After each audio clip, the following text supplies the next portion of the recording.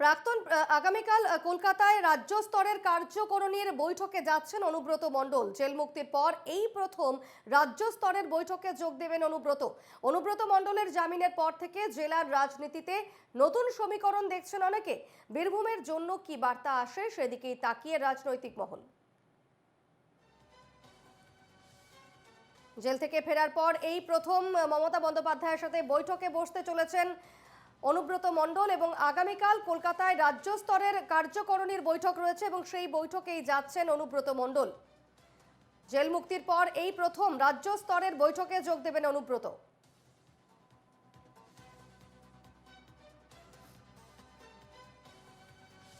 এই মুহূর্তে আমাদের সঙ্গে সরাসরি রয়েছেন প্রতিনিধি শুভদীপ পাল। শুভদীপ, কি আপডেট রয়েছে খবরের? আগামীকাল যে কার্যকরণীর বৈঠক রয়েছে সেই বৈঠকে জেল মুক্তির পর এই প্রথম আসছেন অনুব্রত মণ্ডল, সেক্ষেত্রে কি আপডেট রয়েছে?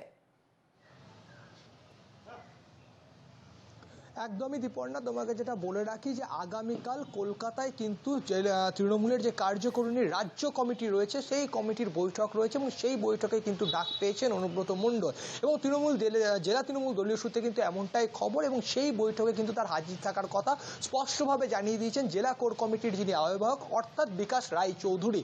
যেটা জানা যাচ্ছে যে আগামীকাল সকালে তিনি কিন্তু কলকাতার উদ্দেশ্যে রওনা দেবেন এবং বিকেলে কিন্তু তিনি ওই কোর কমিটির যে বৈঠক, যে কার্যকরী সমিতির বৈঠক, সেই বৈঠকে হাজির হবেন।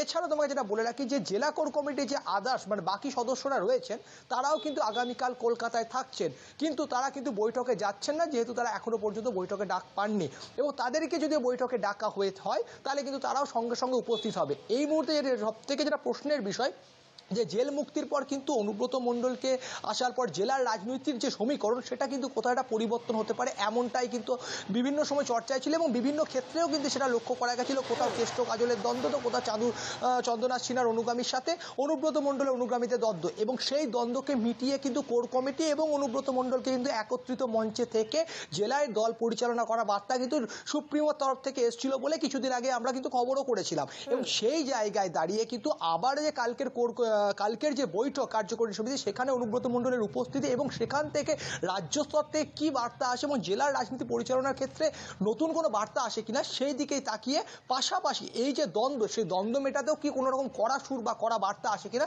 সেই দিকেও কিন্তু তাকিয়ে রয়েছে রাজনৈতিক বিশেষজ্ঞ থেকে আরম্ভ করে রাজনীতি সচেতন মানুষজন।